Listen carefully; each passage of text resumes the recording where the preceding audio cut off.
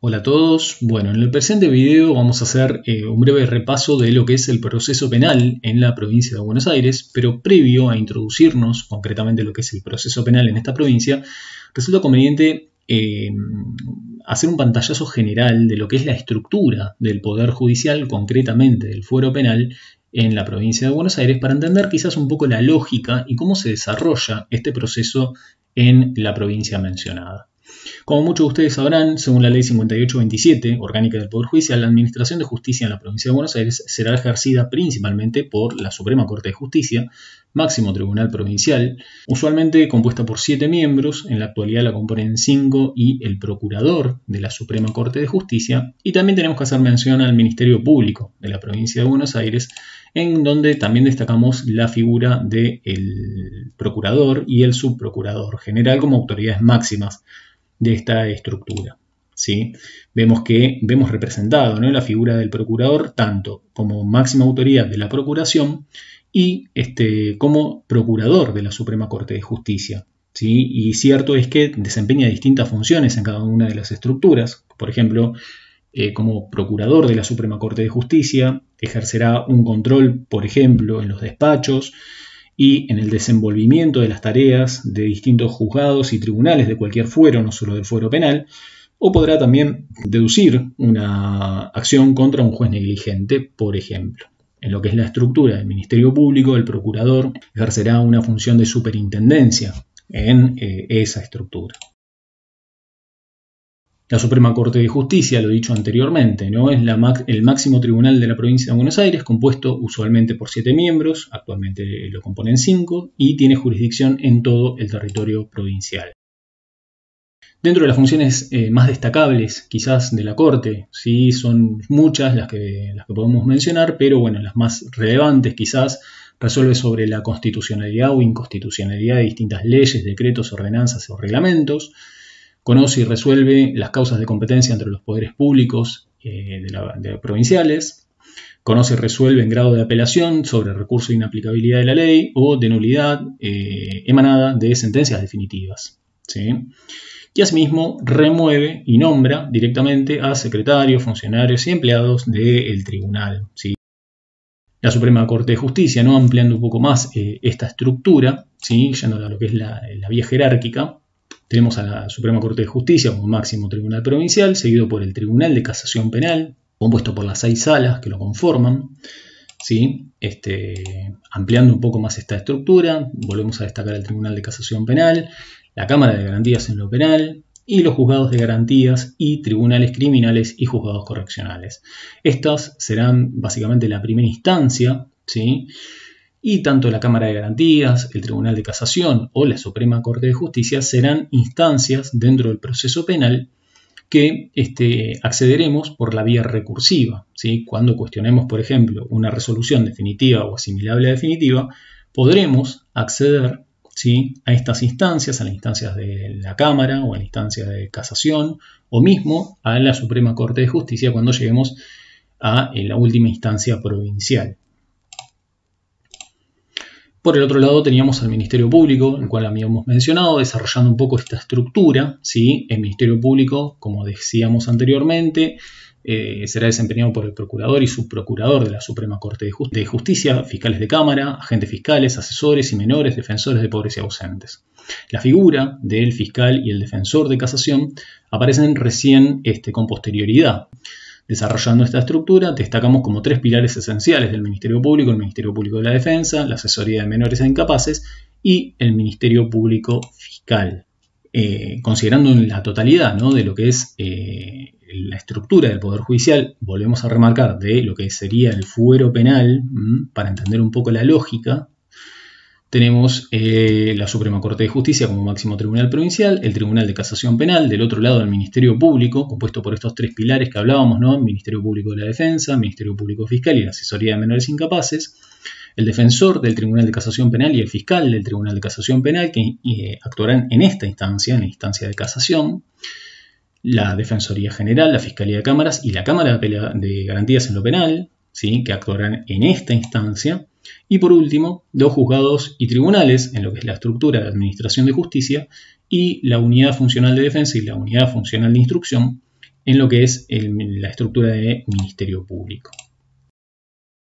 Ahora nos podríamos de alguna manera introducir en lo que es el proceso penal en la provincia de Buenos Aires, habiendo tenido ya un pantallazo general, ¿sí?, de lo que es la estructura del Poder Judicial.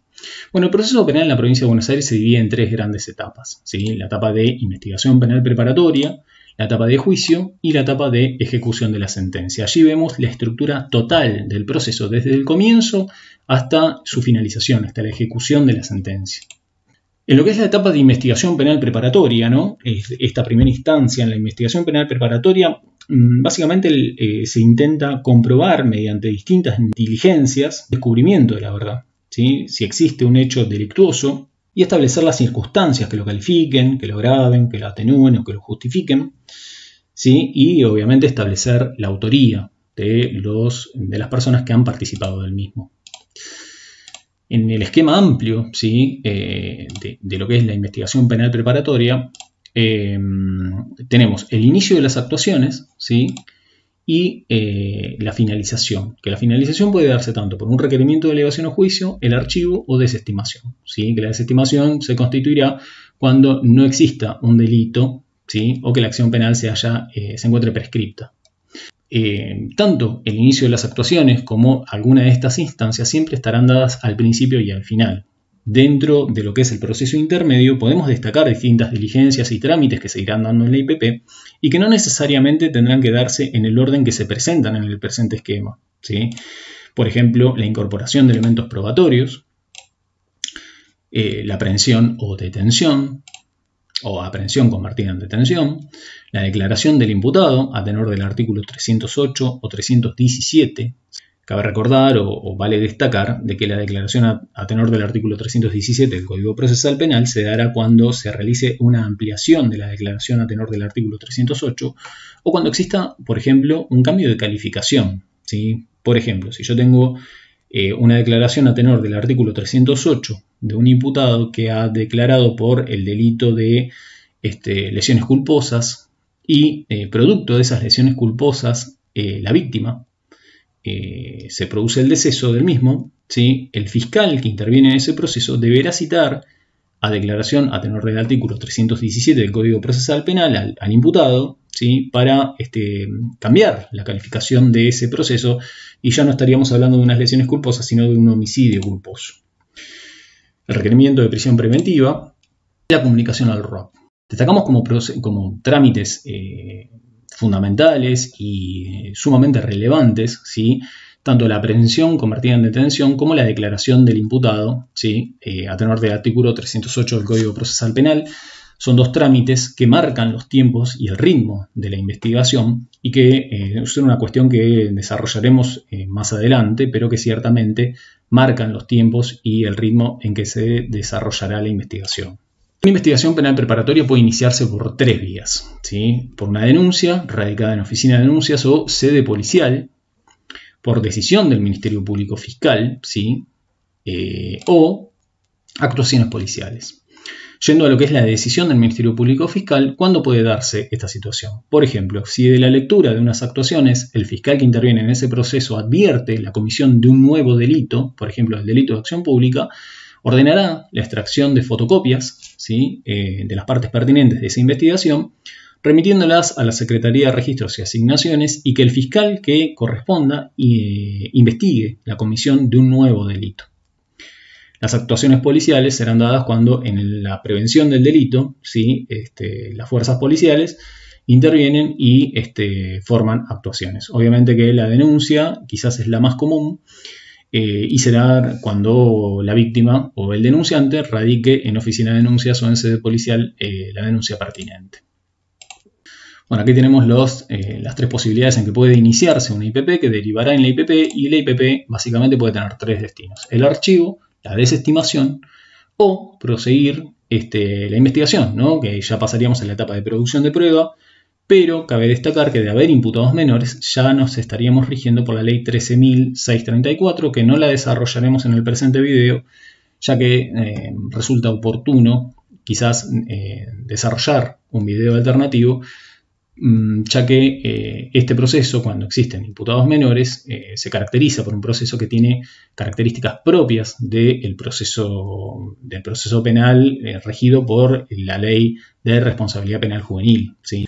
Bueno, la investigación penal preparatoria, decíamos que a lo largo de este proceso el fiscal de instrucción intentará determinar dos cuestiones elementales, ¿sí? Por un lado, la materialidad ilícita, que nos dice que el hecho existió y que encuadra en una conducta típica, antijurídica, imputable y culpable.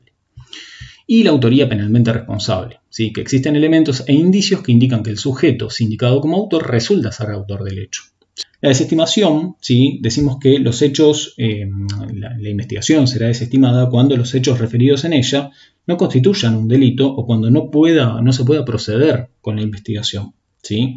Cuando se desestime una denuncia, la misma será objeto de revisión en caso de que el denunciante o la víctima así lo considere ante el fiscal de cámaras departamental. Sí, el artículo 290 es el que regula la denuncia, la desestimación de la denuncia, cuando los hechos referidos en ella, lo que decíamos anteriormente, no constituyan un delito o cuando no se pueda proceder. Y la disposición de desestimación, ¿sí? Nos abre la posibilidad de que sea sometida a una revisión conforme lo dispuesto en el artículo 83, inciso 8 del Código Procesal Penal. Otro de los destinos que podía alcanzar la IPP es el archivo de las actuaciones, ¿sí? El archivo de las actuaciones es una resolución que se alcanza cuando, a juicio del fiscal que interviene, no se puede o no hay prueba suficiente sobre la existencia del hecho o la autoría del mismo, ¿sí? Por eso hablábamos de que las dos cuestiones elementales que tenía que alcanzar un fiscal de instrucción era acreditar la materialidad ilícita y la autoría penalmente responsable. Bueno, cuando el fiscal no pueda lograr establecer alguna de esas dos cuestiones elementales, podrá proceder al archivo de las actuaciones conforme lo dispuesto por el artículo 268 del Código Procesal Penal. Acá nos dice el artículo 268 que en caso que al juicio del fiscal no hubiera prueba suficiente sobre la existencia del hecho o la autoría de él, podrá proceder al archivo de las actuaciones, ¿sí? Deberá comunicar el archivo de las mismas al juez de garantía y se notificará a la víctima del mismo, y aquí vuelve a aparecer el artículo 83, inciso 8, que nos habla de la revisión de archivo ante el fiscal de cámaras. Bueno, en caso de que la investigación penal preparatoria no sea desestimada o no sea archivada, pasaríamos a lo que es la etapa de producción de la prueba, ¿sí? La etapa de la producción de la prueba nos habla de distintas diligencias que deberán darse a través de la IPP, ¿sí? En la etapa de la producción de la prueba se busca la incorporación de elementos de convicción, ¿sí? Que permitan al fiscal decidir si básicamente formula una acusación.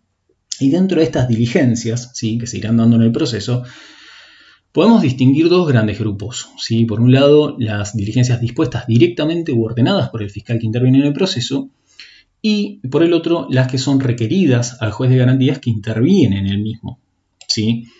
Dentro de las que pueda disponer directamente el fiscal en el proceso tendremos, por ejemplo, la incorporación de documental, la producción de informes, la realización de pericias, y aquí hacemos un hincapié particular en lo que es el artículo 247, ¿no? Y respetar los plazos de notificación de la pericia para permitirle tanto a la defensa como al imputado proponer peritos de parte. Por ejemplo, si yo dispongo una pericia psicológica, la fecha de la pericia, de la realización de la pericia psicológica deberá ser notificada con al menos 72 horas a las partes para permitirles proponer, en caso de que lo requieran, un perito de parte que intervenga en la pericia.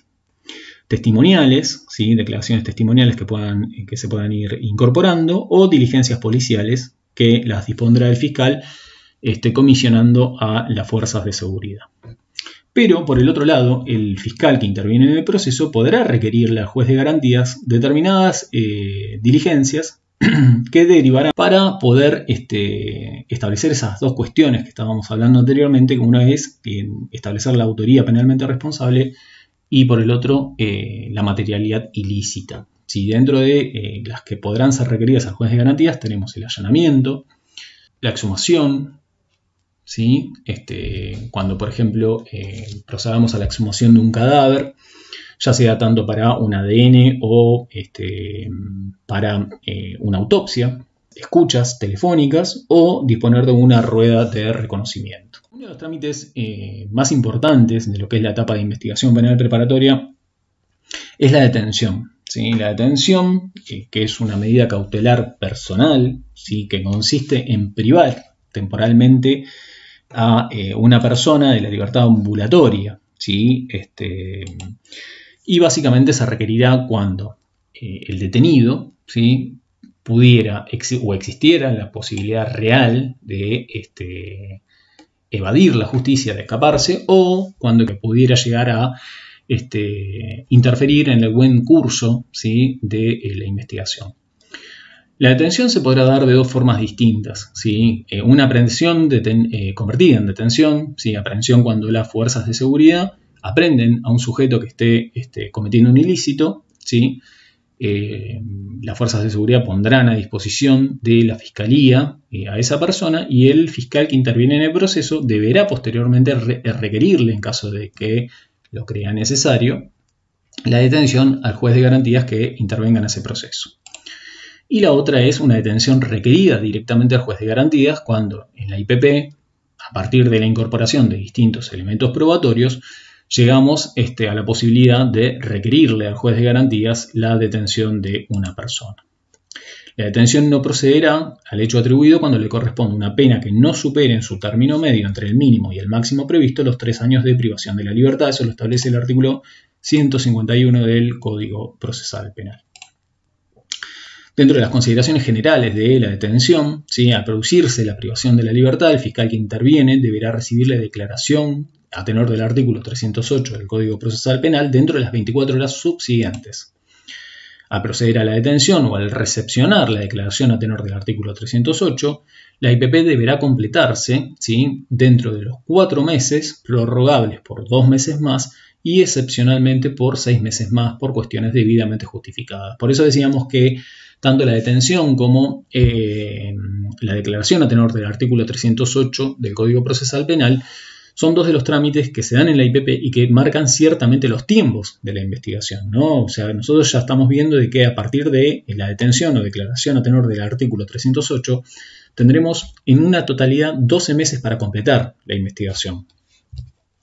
Al estar el imputado privado de la libertad, la duración total del proceso, la persona tendrá que ser condenada antes de los 2 años o dentro de los 2 años de haberse iniciado el proceso.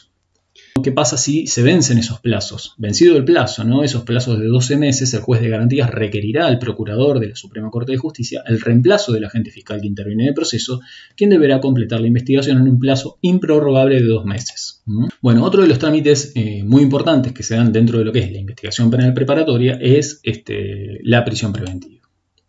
La prisión preventiva puede ser definida como una medida de coerción de naturaleza cautelar que priva al imputado temporariamente de su libertad física y lo que decíamos anteriormente, ¿no? con el riesgo real de que la persona pueda evadir a la justicia, ¿sí? O bien que pueda llegar a entorpecer el proceso o el buen desarrollo del proceso. Encontrándose detenido el autor del hecho investigado, el fiscal podrá requerir al juez de garantías la prisión preventiva. La prisión preventiva deberá ser requerida dentro de los 15 días, prorrogable por otro periodo idéntico a contar desde que se produjo la detención. Es decir, desde que producida la detención, tendremos 15 días para prorrogar, ¿sí? la prisión preventiva, y en caso de que se prorrogue, tendremos 15 días más para requerir la prisión preventiva.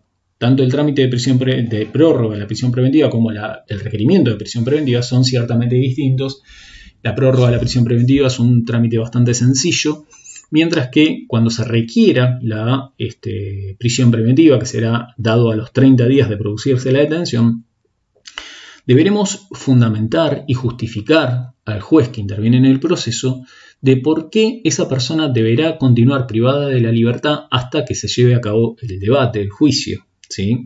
Por tal motivo, el trámite de prisión preventiva es un trámite sumamente importante porque será la justificación, a través de los elementos que se hayan recabado hasta ese momento, del por qué la persona continuará privada de la libertad o por qué a consideración del fiscal debe seguir en ese estado.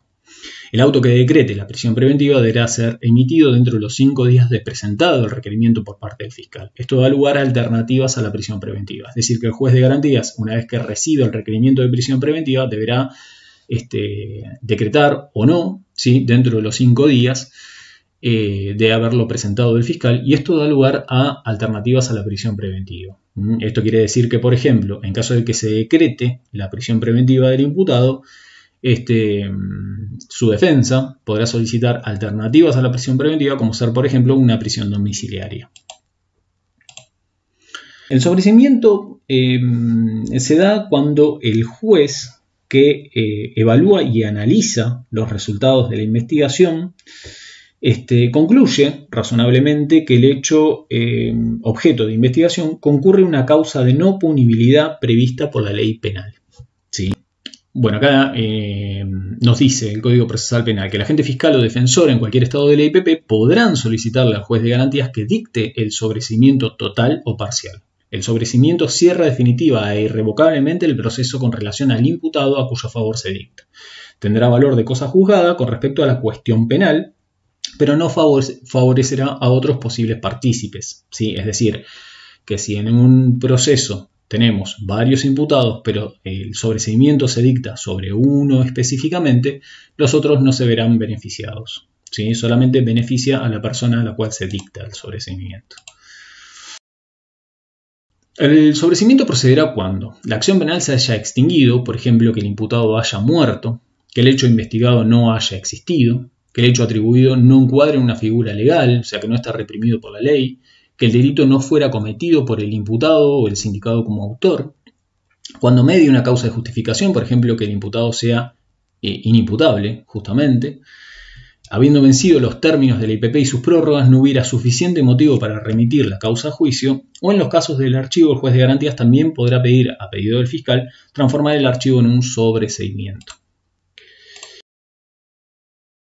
Bueno, la elevación a juicio, ¿sí? Y aquí ya estamos concluyendo con lo que es la etapa de IPP, ¿sí? Cuando el agente fiscal, ¿sí?, considere que la investigación se encuentra en condiciones de ser elevada a juicio, lo solicitará al juez de garantías. ¿Sí? Si durante el proceso el agente fiscal hubiese denegado u omitido la producción de alguna de las pruebas, deberá notificar el cierre de la etapa investigativa a las partes quienes contarán con 5 días para apelar dicha negatoria ante el fiscal general. En caso de que la defensa, por ejemplo, haya propuesto la realización de alguna diligencia en el proceso y ésta haya sido omitida o denegada por el agente fiscal, cuando el agente fiscal cierra la etapa investigativa deberá notificar, ¿sí?, porque esto puede ser, digamos, objeto de planteos por parte de la defensa, ¿sí? Por tal motivo es muy importante que en caso de que se haya denegado, ¿sí?, alguna prueba, deberá comunicar el cierre de la etapa investigativa a las partes y la defensa tendrá la posibilidad de apelar dicha negatoria ante el fiscal general. El juicio oral, obviamente, es una audiencia pública en la que el Ministerio Público y la defensa debaten, ¿sí?, ciertamente sus posturas. Durante el juicio se deberá escuchar a las partes y se valoran básicamente las pruebas que se fueron desarrollando a través del proceso y que se van produciendo en la etapa de juicio. Bueno, en la etapa de juicio la intervención del órgano de juicio estará determinada por el delito a juzgar, ¿no? Lo que decíamos anteriormente, de esta manera en esta etapa intervendrá un juzgado correccional. ¿En qué casos? En delitos que tengan una pena privativa de la libertad cuyo máximo no exceda de 6 años o pena no privativa de la libertad. En carácter originario y de alzada respecto de faltas o contravenciones municipales, policiales o administrativas, según lo dispongan las leyes pertinentes. En la queja por denegatoria de los recursos en ellas previstas, en caso contrario, ¿sí?, de todo lo mencionado anteriormente, caso contrario, intervendrá un tribunal oral en lo criminal. Bueno, en la provincia de Buenos Aires existen 3 tipos de juicios que se pueden desarrollar según el delito a juzgar, ¿sí? Uno es el juicio ordinario, quizás el más popular, el más conocido, que se da ante un tribunal oral en lo criminal. Será para delitos con pena mayor a 6 años, ¿sí? Pero vale hacer mención, y a partir de las reformas que se han dado últimamente, que en los delitos comprendidos entre 6 a 15 años se podrá dar el formato de juicios por jurados, ¿sí?, con un tribunal unipersonal, y en aquellas penas mayores a 15 años estaremos hablando de un tribunal colegiado, un tribunal compuesto por 3 jueces, con el formato clásico de debate. Los juicios correccionales, ¿sí?, ante un juzgado en lo correccional, en delitos cuya pena máxima sea menor a 6 años. Y por último, el juicio abreviado, ¿sí? Bueno, en el juicio ordinario, ¿no? Tenemos las distintas etapas que se van dando. La audiencia preliminar, ¿sí? A tenor del artículo 338 del Código Procesal Penal, ¿sí? Donde se habla de la admisibilidad de la prueba ofrecida por las partes. Tendremos la etapa de instrucción suplementaria, que será la etapa donde se desarrollen todas aquellas diligencias que no pudieron ser cumplimentadas durante la investigación, ¿sí? Concretamente, aquellas cuestiones que han quedado pendientes en la investigación penal preparatoria podrán, ¿sí? Habiendo sido autorizadas por el tribunal que intervenga en el proceso, desarrolladas como instrucción suplementaria. La etapa de debates, la etapa de alegatos, veredicto y finalmente la sentencia, que podrá ser absolutoria o condenatoria. En el juicio correccional, ¿sí? Tiene ciertamente una estructura similar a la del juicio ordinario. Tenemos una audiencia de vista de causa a tenor del artículo 338 del Código Procesal Penal, el debate de prueba, resolución sobre la calificación, requisitoria de pena y finalmente la sentencia. Y por último tenemos el juicio abreviado, ¿no? Que el juicio abreviado es un proceso mucho más acotado, ¿no? El juicio abreviado, el fiscal acusa al imputado por un hecho y hay finalmente un acuerdo, ¿sí? En primer término deberá darse la aceptación del trámite. Se corre vista al imputado, hay una aceptación del hecho y la imputación, ¿sí? Y finalmente se firma el acuerdo de las tres partes entre imputado, defensa y fiscalía. Bueno, otras características generales, tanto el juicio ordinario como el correccional no procede otro recurso que no sea el de apelación y solo para aquellas resoluciones que ponen fin al proceso, por ejemplo, la sentencia. Otra cuestión a tener en cuenta es que solo procede la reserva en casación en esta instancia. El debate deberá celebrarse dentro de los 6 meses de radicada la causa en el tribunal, prorrogable por otros 6 meses. Es decir, que cuando la causa es elevada a juicio y se radica en el tribunal, el debate deberá celebrarse dentro de los 6 meses, prorrogables máximo por otros 6 meses. ¿Sí? En el caso de que no se cumpla con ese proceso, se remueve el tribunal, algo que se asemeja a lo que ocurre con las fiscalías cuando estas no completan el proceso de la IPP en el plazo establecido, como habíamos visto anteriormente. La audiencia preliminar a tenor del artículo 338 se celebra al momento de radicarse la causa en el tribunal y así se determinan las pruebas que utilizará cada una de las partes durante la duración del proceso, ¿sí? Unión o separación de juicios y la instrucción suplementaria. Si en el desarrollo del debate surgieran nuevos hechos que constituyan un agravante de calificación, el fiscal podrá ampliar la acusación, ¿sí? Que inicialmente había formulado. El juicio correccional, ¿sí? El juicio correccional, como habíamos dicho, son para aquellos delitos cuya pena máxima sea menor a 6 años.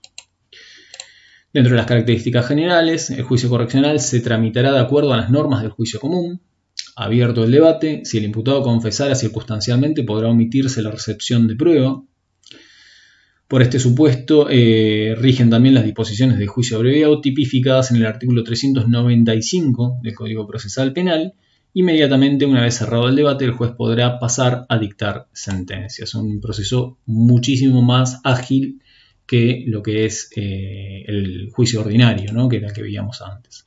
La querella, concretamente, que también se da en un juzgado correccional, toda persona ofendida de un delito de acción privada podrá constituirse como querellante, ¿sí? Delitos de acción privada, estamos hablando de calumnias e injurias, incumplimiento de los deberes de asistencia familiar o delitos contra el honor, e iniciar justamente el proceso civil reparador, ¿no? Que eso se da en lo que es el fuero civil y que tiene que una sanción de tipo pecuniaria, generalmente, que se persigue. Constituido el querellante, el juez llamará a las partes a una audiencia de conciliación. En caso de que la instancia anterior no prospere, se continúa con la citación al juicio de debate y sentencia, y el querellante podrá desistir de la acción en cualquier parte del proceso. Eso lo establece el artículo 384 y es muy diferente, o es una característica muy propia de lo que es la querella, a diferencia de los otros juicios. Por último tenemos el juicio abreviado, ¿sí? Que el juicio abreviado es quizás el juicio más breve, ¿sí? Tanto en los delitos correccionales como criminales, cuando el agente fiscal estimara suficiente la imposición de una pena privativa de la libertad no mayor a 8 años o una pena no privativa de la libertad, podrá requerir el trámite de juicio abreviado al órgano de juicio interviniente, quien deberá autorizar ¿sí? La celebración del juicio abreviado. Dicho acuerdo deberá ser rubricado por las tres partes, ¿no? Fiscal, defensor e imputado. Dentro de las características del juicio abreviado, el acuerdo deberá ser rubricado por las tres partes, como decíamos anteriormente, y podrá ser requerido hasta 30 días antes de la fecha fijada de debate. El acuerdo podrá ser desestimado o admitido por el tribunal por diversas cuestiones, por ejemplo, que para el acuerdo celebrado correspondiera una pena muchísimo mayor, ¿sí? En ese caso, por más allá de que las partes se ajusten a lo que establece el juicio abreviado, que es 8 años, como decíamos anteriormente, si el tribunal considera que para el delito que se le endilga al imputado corresponde una pena muchísimo mayor, el tribunal podrá no admitir la celebración del juicio abreviado. De no encontrarse constituido un particular damnificado, este no podrá oponerse al acuerdo, pero sí podrá presentar un recurso de casación si la condena resulta absolutoria. O sea que el particular damnificado... Bueno, la prescripción. La prescripción del delito se dará cuando nunca se ha iniciado un proceso judicial o bien, habiéndose iniciado el procedimiento, ha quedado paralizado sin que hayan existido actos que interrumpan, ¿sí?, este proceso. Los delitos previstos en los artículos 119, 120, 125 y 125 bis, 128 y 129, ¿sí?, del Código Penal, se suspende la prescripción mientras la víctima sea menor de edad. Si como consecuencia de cualquiera de los delitos indicados hubiera ocurrido la muerte del menor de edad, comenzará a correr desde la medianoche del día en que él hubiera alcanzado la mayoría de edad. Es decir, que por ejemplo para el delito de abuso sexual reprimido por el artículo 119 del Código Penal, el plazo de prescripción comienza a correr desde el momento en que la víctima adquiere la mayoría de edad, ¿sí? Mientras tanto, la prescripción queda paralizada. La interrupción de la prescripción, ¿cuándo se da? ¿Sí? La interrupción de la prescripción se interrumpe por la comisión de otro delito, ¿sí? Si el imputado en un proceso comete otro delito, queda interrumpida la prescripción. Cuando se llama declaración indagatoria al imputado por ese delito investigado, eso interrumpe la prescripción. El requerimiento de elevación a juicio también es otro de los trámites que interrumpe la prescripción del proceso. O el dictado de sentencia condenatoria, aunque la misma todavía no se encuentre firme. ¿Sí? Por interrupción, la continuación del curso prescriptivo se corta y como efecto se abre un nuevo curso, es decir, que se vuelve a contar desde cero. Cualquiera de todas estas cuestiones o estos supuestos que puedan llegar a darse, vuelven a cero el contador de prescripción. Bueno, por último tenemos para finalizar, ¿sí? Tenemos la ejecución de la sentencia. El primer paso para realizar es el cómputo de la pena, básicamente. En el cómputo de la pena se determina cuál es la fecha en que se pone fin a la condena. Esta fecha se calcula sumando los días de detención cumplidos anteriormente durante el proceso, ya sea en IPP y en lo que es la etapa de juicio. ¿Sí? La pena privativa de la libertad ordena inmediatamente la captura del imputado en caso obviamente que éste no se encontrare detenido. La captura solo se interrumpe en los siguientes casos, ¿sí? Cuando una mujer, en el caso de una imputada que esté embarazada o con un hijo menor de 6 meses, si el reo se encontrara gravemente enfermo y la ejecución pusiera en peligro su vida, o si el tiempo de prisión preventiva habilitara al imputado a solicitar la libertad condicional. El esquema amplio de ejecución de la sentencia, ¿sí? Tenemos la sentencia definitiva, cuando la persona ya es condenada, se realiza el cómputo de la pena, ¿sí? Que nos dará la fecha que se establecerá la fecha de finalización de esa condena. La ejecución de la sentencia, ¿sí? Que si la misma es privativa de la libertad, por ejemplo, la misma empezará a regir en caso de que la persona no se encuentre detenida. Desde ese mismo momento se ejecuta la sentencia. Y la extinción de la pena, que puede darse por muerte o por cumplimiento o amnistía. Bueno, esto fue todo. Espero que les haya servido y nos vemos en el próximo video.